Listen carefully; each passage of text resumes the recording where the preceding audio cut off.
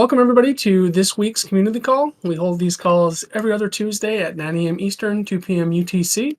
On today's call, I'll do a review of the FTX and BlockFi claims. I'll talk a little bit about stages 2 and 3 of the Nexus Mutual V2 upgrade, and I'll talk about the timeline for these upgrades as well, so we have some dates to share there. I'll do an overview of the Tokenomics Snapshot signaling votes, and give everyone a reminder to vote as that closes tomorrow.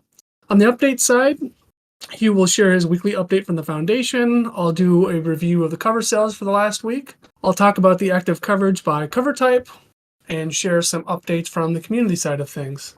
So I will jump into the discussion about FTX and BlockFi claims. Claims filing first opened up for FTX on the 6th of February, and for BlockFi it opened up on the 9th. And we've had quite a few claims filed so far. For FTX, we've had 20 total claims filed. 19 have been approved. One of the claims that was filed was for the same cover. Essentially, once partial claims were implemented, the person who filed claim 175 filed it for the full amount when their actual loss was 4 ETH. They resubmitted after that claim was denied, and claim 176 was for 4 ETH. That was approved after members could verify the loss. And for FTX claims, we've paid out over 4.8 million to date. With partial claims functionality, we've saved a little bit more than 2.43 million. So really great to see that. Partial claims have been a huge win for the mutual since that's been implemented in the first part of stage 1. For BlockFi, we've had 2 claims filed and 2 claims approved. Over $30,000 paid out to those who filed BlockFi claims. And then cumulative claims paid out across past events and these ones as well. Over 14.25 million. Really exciting to see these claims come in. I think we're still expecting a few more for FTX. There are people that have verified account ownership. They have yet to file their claims.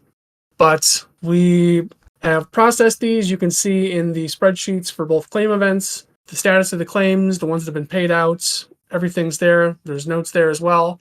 Blockworks had published an article covering these claim events. I believe it was on Friday. So that article went out. You can find that in the thread for today's community call as well. Nice to see some nice coverage about that. To date, really no one else that had an FTX account or a BlockFi account has been able to have any kind of reimbursement other than what we've provided so far. I think it's really important, the work that we're doing here. So feel free to review that article, look at some of those resources, but a big win here on the FTX and BlockFi claim sides. I've had people reach out to me ahead of filing claims and after filing claims, and we've got nothing but positive feedback on this so far, so that's really great to see. Nexus Mutual V2. Now we're getting pretty close. There was a slight delay because there was a bug that was introduced when partial claims was implemented. The bug really only had to do with the worker bot that closed claims automatically. Some of the work there caused a bit of a delay because it was unexpected. But stages 2 and 3 are expected to go live here in the next week and a half. Stage 2 are the remaining smart contract upgrades. Those are the upgrades to the cover module, the staking and staking pools module, claims assessment module, and then implementing dynamic pricing and some of the capacity controls that are coming with V2 as well. This is scheduled for the 27th of February until the 5th of March. That's going to be the window for these contracts being deployed. During this time, claims filing will be paused. I'll talk about that more on the next slide. And then stage 3 will be able to move forward once stage 2 is completed. The timeline for stage 3 is the 6th to 8th of March. At that time, the UI is going to be updated and implemented to reflect the modules that are in stage 2. The front end is going to be connected to the smart contracts so people can interact with the smart contracts through the UI.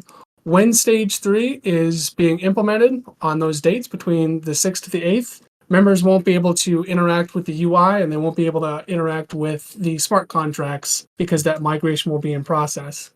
We'll have an update about that posted on the blog here either tomorrow or on Thursday, and then I will share that widely across our social channels. But just as an update on the timeline for these, Nexus V2 is coming and I'm very excited for it. Just getting things implemented and then getting things hooked up to the UI. So there's a lot to be excited for there. And we'll share updates about this as this is progressing too. So as these come up, we'll share updates and keep members up to date.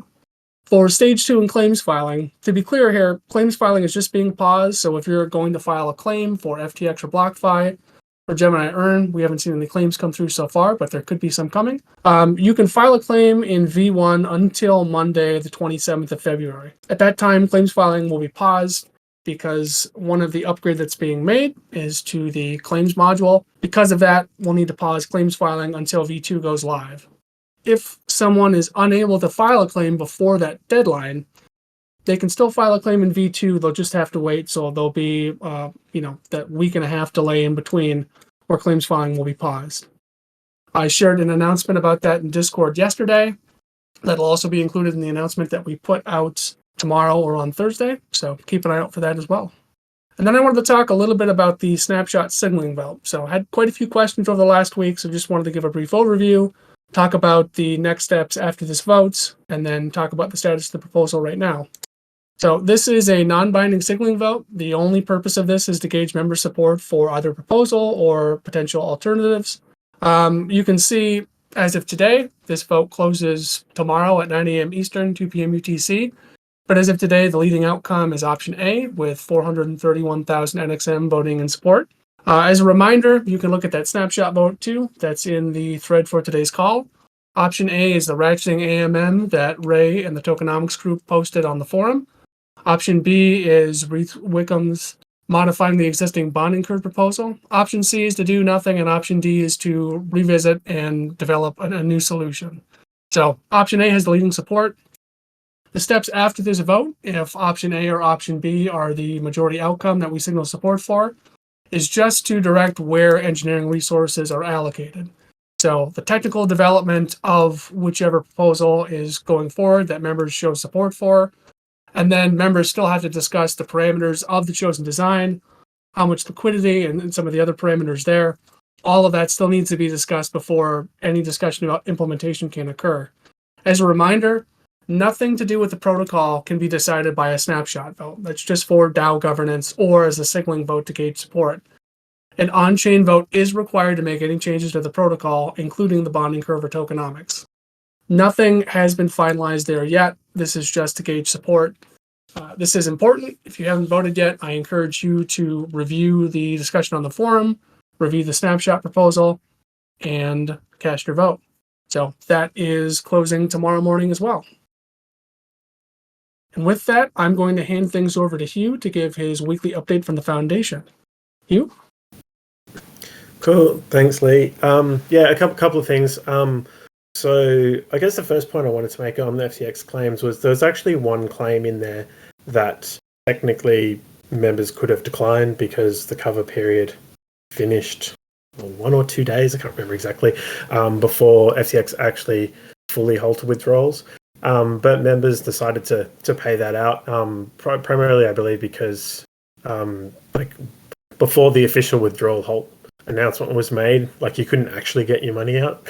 And they provided sufficient evidence on that side. So I just wanted to make that point because we're a discretionary mutual, and everyone goes, "Oh, you've got discretions over which claims are being paid, and that's bad." Well, discretion can cut both ways, and you can actually approve claims that feel like they should be paid, right? Even if they don't meet the technical definitions in the cover wording. So anyway, I just wanted to make that point clear.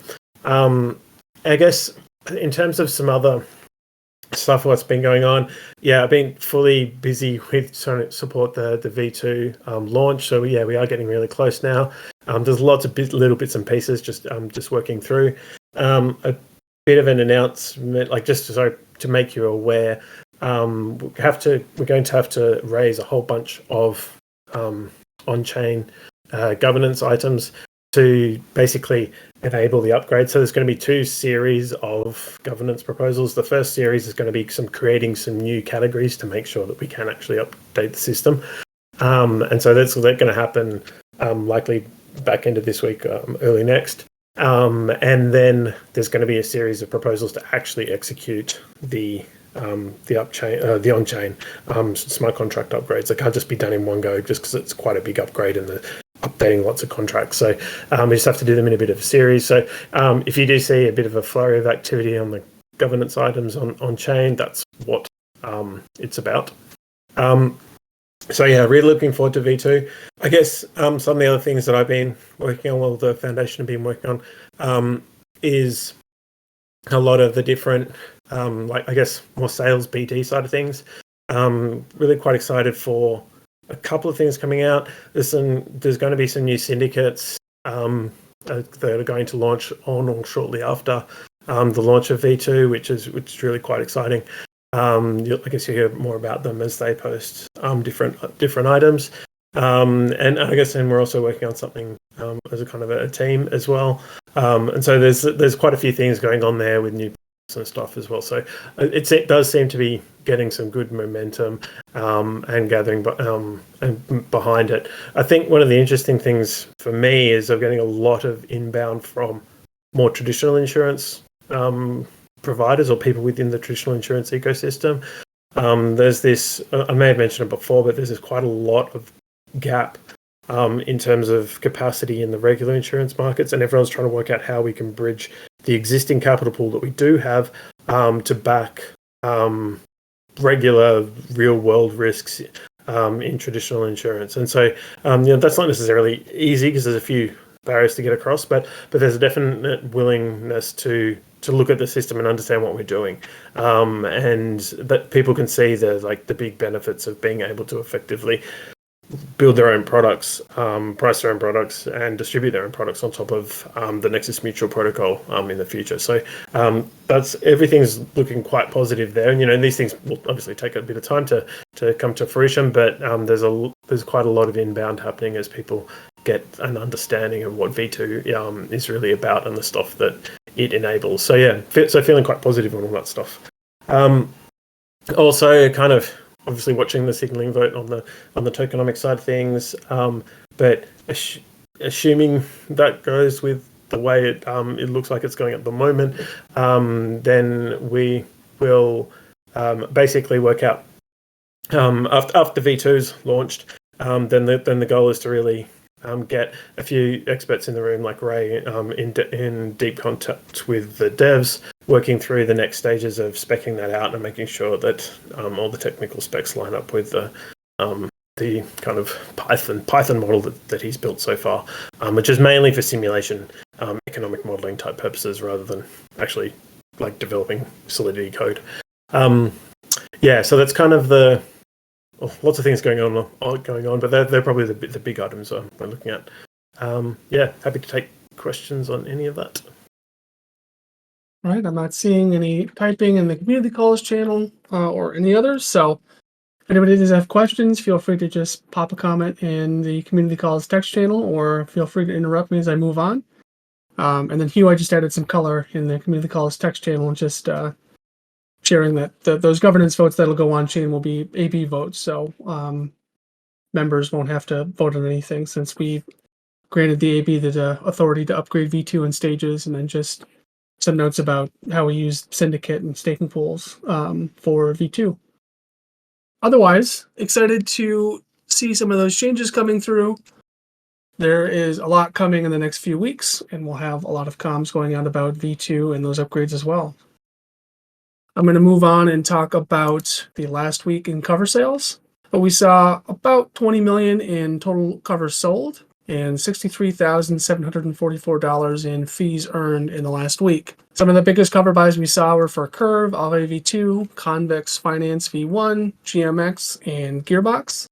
Definitely seen some of these spikes. I know on Gearbox, the passive yields went up significantly in the last week. There was discussion about that on crypto Twitter as well as in other places. And then some of these others are just mainstays we see a lot of cover buys for. And we've also seen protocol cover and a couple of custody cover buys coming through. The split between DAI and ETH denomination still high on the DAI side. So for cover sold, about 97% DAI and 3% ETH. On fees earned, about 80% DAI and 20% ETH. Looking forward to sharing some of the cover sales next week as well. I know I've seen some pretty hefty cover buys coming through this week already. Active coverage by cover type. As of today, when I checked, active coverage in total was 155.2 million. But as of the 20th of February, protocol cover had about 124 million in active coverage. Custody cover had 15.2 million. Excess cover had about 7.9 million, and yield token cover had about 560,000 in active coverage. I'll provide a more granular breakdown in the newsletter this week. So if you look out for the community newsletter, The Hedge, I'll have a breakdown with more detail about the different products that we have covered for in each of these categories. Just a reminder that Nexus Mutual is on Lens. We've been on Lens for a few weeks now, experimenting there. I just wanted to share, I shared from my own account on Lens the post from Blockworks that covered the FTX and BlockFi claim payouts. And just to show you kind of the numbers here, there's been a lot of engagement that we've seen on Lens, and this primarily with the crypto native audience. 141 likes on this, 62 mirrors, which are the equivalent of retweets, and then 53 collects, which are people collecting this post as an NFT. There's been a lot of engagement on Lens, and so it's been fun to experiment there and fun to play around with some of the different apps that are built on top of Lens protocol. So if you are on Lens and you're not following the Nexus Mutual account, you can do that. And I share lots of updates about the mutual or different things as well on Lens. So I recommend, if you're on there, follow the Nexus Mutual account. I'm also posting the community calls on Lens2, which is like a decentralized version of YouTube. So uploads the video to IPFS. Last week I had a delay with YouTube, and so I posted on Lens and shared that in the community calls channel as well. An update on the M11 Credit side. They shared an update on the Auros recovery last week, just giving some details there. So they talked about 100% return of the funds over time as a breakdown of this. It said 55% of the outstanding debt had been repaid to the pools in WETH. 40% of the outstanding debt was reissued for a maximum of 9 months, and 5% of the outstanding debt was reissued for some short-term loans with a maximum of 90 days. So if you're looking at the Nexus Mutual Enzyme Vault, that reflects the full amount of recovery as far as I'm aware. I know the investment team is talking with M11 Credit on specifics about the funds that are returned and the amount of liquidity that we could potentially withdraw. Once they have final details on that, I know they're going to share an update on the forum. But if you look at the capital pool holdings now, there's 248.2 million in the capital pool and 146,299.8 ETH as the last time that I calculated that number. Nice to see that the Auros recovery has taken place and that the return is 100% of funds for the Auros loans. The only loss that has been incurred is for the orthogonal loans. Potato, I do not know that the answer to that question. You'd have to ask M11 Credit that. I think these are some of the things that the investment team is trying to get an answer on. No, I can jump in there. I'm not quite sure exactly because we still have to work this out and it hasn't been finalized. But it appears that there's enough liquidity in the Maven 11 Maple pool for us to get nearly all of our funds out pretty soon because they do it in windows and in batches. So we've submitted the withdrawal request as far as I'm aware. Dopey's managing this one. And I believe that there was enough like extra liquidity just sitting there because no one wanted to pull out because of the Auros had been marked to zero.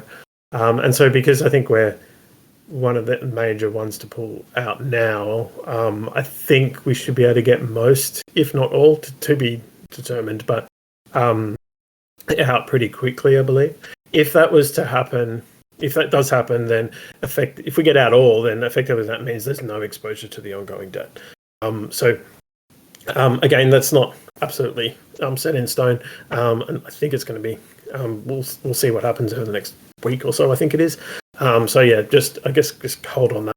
Wait for the investment committee to come back with the details. But I think we're hopeful that there's going to be very little or maybe zero ongoing exposure to Auros.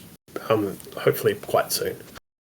Awesome. Butter is asking, will this get converted to WNXM? The answer to that, Butter, is no. That would require an on-chain vote to approve a buyback. With the funds in Enzyme, that's something that could be possible. I know that Dopey has talked about that at length on the forum. It would just be down to the technical implementation details that would need to be ironed out. And then we'd need to have engineering support to be able to use the Enzyme Vault to buy back WNXM. But any use of any funds that belong to the capital pool needs to go through on-chain governance, so it would still need to go through governance before a buyback could occur. Okay, any other questions on the M11 credit update before I move on? Okay. I just wanted to share that I'm going to be at ETH Denver representing the Nexus Mutual DAO. I'll be there from the 2nd to the 5th of March. My objective is going to be to talk with protocol teams about V2, talk about potential integrations and potential listings, and then just creating greater awareness about V2. I know there's been a lot of inbound inquiry about V2, about potential listings. People have been asking me about acting as potential staking pool managers. A lot of the discussions that I've had with different people, I've set up meetings to talk with them at ETH Denver. So hopefully having a lot of productive discussions, and being able to come back with some things that we can work on further. And yeah, talking to a lot of people about V2. That's what I'm going to be doing when I'm at ETH Denver this year. But if you are attending, if you're a member and you're going to be at ETH Denver, I would really like to meet up and meet with any members that are going to be there. I know a couple people have reached out to me already, but if you are going to be in ETH Denver when I'm going to be there, send me a message on Discord, tag me in the Nexus Mutual Discord, and we can figure out a time to meet and have coffee or have a member group get together and catch up. So yeah, looking forward to ETH Denver and talking with people about V2, that's for sure. And then just a reminder of some of the discussions on the forum. There are some requests for comment from different members from the investment team. Asset liability management discussion that was posted by Ray, the proposal about potentially investing the capital pool in the Uniswap V3 ETH DAI pool, posted by OSAT, and then potentially investing in treasuries and bonds, posted by Dopey. Tokenomics proposal, we've talked about that at length with the snapshot vote, but there's still a discussion happening on the forum about that. And then the WNXM buyback discussion, which was really posted by Butter. This, I imagine, will be kind of picked up and discussed once we figure out the amount of liquidity that we can withdraw from the M11 credit pool on Maple. So be sure to review those if you haven't already to catch up on the latest developments. And at this time, I'll open it up for the open forum. So if there's anything I haven't touched on, any questions you have, or anything you'd like to bring up, the floor is yours. So feel free to jump in voice or put any comments in the community calls text channel. Okay. If there are no comments, I will move on and close the call. Thank you, everybody, for joining us. Lots of updates coming about V2. Look out for those announcements. Look out for some other announcements this week. I'll keep everybody up to date on the latest developments. I hope you have a great rest of your day and a wonderful rest of your week. We'll see you on the call 2 weeks from now.